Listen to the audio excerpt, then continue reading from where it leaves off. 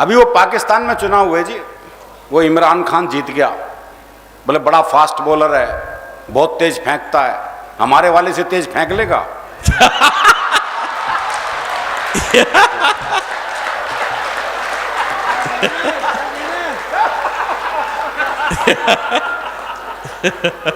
अच्छा, उनका तो सिर्फ तेज फेंकता है, हमारा तो leg spin, off spin, googly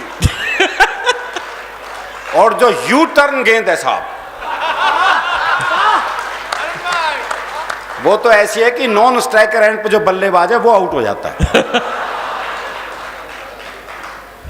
अभी पिछले दिन एक फोन हुआ, जैसे ही राष्ट्रपति पद के लिए एनडीए द्वारा राम कोविंद जी का नाम तय हो गया, उसी दिन यमराज का फोन आया आडवाणी जी के पास। बोले अब चलें या कोई और बहाना बच रहा है।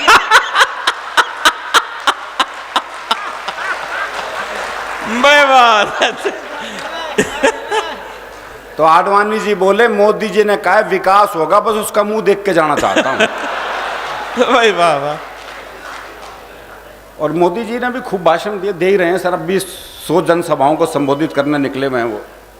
मतलब मेरे ख्याल से 5 साल में वो लगभग 700-800 तो जनसभाएं कर ही लेंगे। और एक ही भाषण चलता है, 70 साल से विकास नहीं हुआ, 70 साल से विकास नहीं हुआ। इस चक्कर में अपने 4 साल भी जोड़ लेते हैं। अरे मोदी जी, दूसरों के बाथरूम में झांकने की बजाय अगर सही टाइम पे अपने बेडरूम में झांक लेते मैं बहुत अच्छे, तो आज विकास घोड़ी चढ़ रहा होता। बहुत अच्छा है प्रतीक। तो राजनीति अलग ढंग से हंसाती है जी। लेकिन हरियाणा के आदमी को तो हास्य के लिए ज्यादा दूर जाना नहीं पड़ता, हम बहुत सहज हास्य में जीते हैं। अभी आपको कुछ दिन पहले की घटना बताता हूं। मैं दिल्ली में अपनी कार से जा रहा था, एक रेड लाइट पे खड़ा था, वो बत्ती कब हरी होगी मुझे ध्यान नहीं रहा, कुछ सोच रहा हूँ मैं, तो एक मोटरसाइकिल आई घूम घाम के मेरे पास, मेरे कार का शीशा खटखटाया, मैंने शीशा नीचे किया, बोला इससे ज्यादा हरी नहीं होगी वो।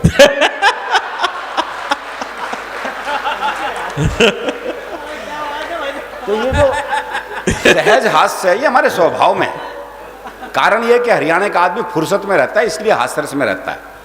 नोटबंदी का जिक्र क्या, नोटबंदी के तुरंत बाद बूढ़ा पहुंचा रेस्टोरेंट में, तो वेटर ने पूछा क्या खाओगे, बोला पैसे तो मोदी जी ने खोस लिए, तो ये मेज कुर्सी हटा, मैं तो कलाबाजी खाऊंगा। तो कलाबाजी खावा हरियाणा का आदमी तो फुर्सत में रहता है जी। वो एक ना एक रिक्शे वाले को आवाज दी, बोले खाली है, बोले हाँ, बोले आप फिर ताश खेलते हैं। तो इतनी फुर्सत जरूरी है। वो एक ना एक रिक्शे वाले से कहा, बोले स्टेशन चलेगा, बोले हाँ, बोले कितने पैसे, बोले 25 रुपए, बोले ये तो रहा स्टेशन। अच्छा, मैं पैसे कम कराने होते हैं हम जगह को पास बुला लेते हैं, बोले ये तो रहा स्टेशन। रिक्शे वाला बोला हाथ नीचे कर ले वरना रेल के नीचे आ जाएगा। वो एक पहुंच गया हलवाई की दुकान पे, भाई ने छिक के जलेबी खाई भरपेट। जब पैसे देने का नंबर आया, भाई ने जेब झाड़ दी, बोले पैसे तो नहीं है। अब दुकानदार दुकान से बाहर निकला, 15-20 मिनट तबीयत से धुना पीटा उसे। जब खुद थक गया पीट पीट के, तो वापस दुकान में चला गया। अच्छा, वो भी कपड़े झाड़ के खड़ा हो गया है, बोले अब क्यों खड़ा है, जा, बोले इसी भाव 1 किलो और दे दे।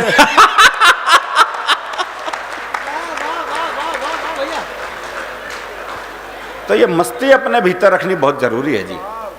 कारण ये है कि हम लोग जैसा मन में होता है वैसी जबान पे आर्टिफिशियल जिंदगी जी नहीं सकते जी।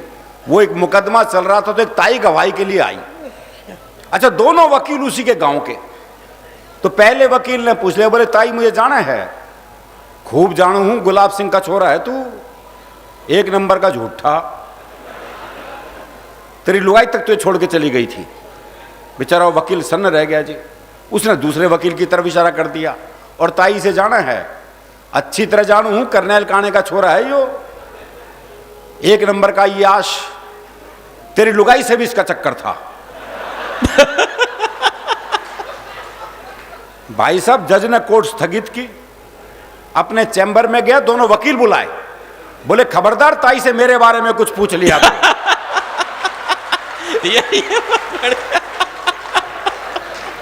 भाई इतना बहुत साफ अच्छा अरुण मामला भैया है। बहुत अच्छा। कहते हैं डर के आगे जीत है। हरियाणा में तो डर के आगे भी हास्यरसी है। वो एक चौधरी रात को सुनसान जंगल से जा रहा था, सामने से एक 41 साल की महिला सफेद साड़ी पहने, बाल बिखराए, हाथ में दीप जलाए, कहीं दीप जले कहीं दिल टाइप गाना गाती आ रही थी। पास आके बोली मैं चुड़ैल हूं। तो चौधरी बोला फिर चिपटती क्यों ना? हाय हाय। अब बताओ ऐसे का चुड़ैल भी क्या कर लेगी। हम तो यमदूत से हंस लें भाई। वो यमदूत पहुंच गए हरियाणा के छोरे के पास, बोले मैं तेरी जान लेने आया हूं। अरे बोले ले जा, पड़ोस में रहे।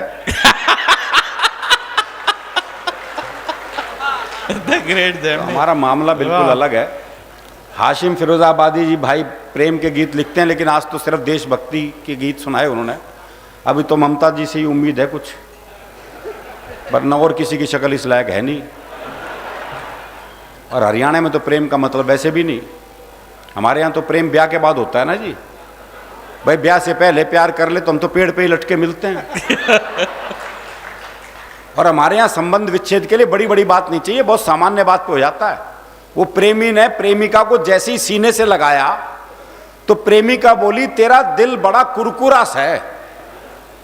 अरे बोले कुरकुरा कौन है, तेरा बीड़ी का बंडल तोड़ दिया। हाय हाय क्या नजाकत। बहुत सही। और महिला पुरुष का जो औसत है, एवरेज, सबसे ज्यादा गड़बड़ हरियाणा में ही है। पुरुष ज्यादा है, महिलाएं कम है। छोरों के ब्याह नहीं हो रहे। वो एक का 40 साल की उम्र तक ब्याह नहीं हुआ, बहुत दुखी हो रहा था। अपने दोस्त से बोला यार मने तो लगा मेरी वाली भ्रूण हत्या में मारी गई। नहीं ये तकलीफ है जी हमारी, ये तकलीफ है। और ये तकलीफ तब और बढ़ जाती है जब ओलंपिक हो, चाहे पैरा ओलंपिक हो, चाहे साक्षी मलिक हो, चाहे दीपा मलिक हो, चाहे विश्व सौंदर्य प्रतियोगिता हो। जब हरियाणा की छोरियां पदक लेके आती हैं तो ये तकलीफ और बढ़ जाती है। क्या बात है, वाह वाह वाह वाह। चाय आ गई और चाय वाले को कुछ नहीं कहना चाहिए। हाँ, बड़ा खतरनाक मामला है भाई। कहा था मैं, वो भूल गया इस चक्कर में। स्वागत है। चाय चाय प्रेम वाले। प्रेम प्रेम प्रेम से आगे क्यों बढ़ा है जी? तो प्रेम का मामला हमारा ऐसा ही। वो एक का नया नया ब्याह हुआ तो दूल्हा दुल्हन को छत पे भेज दिया।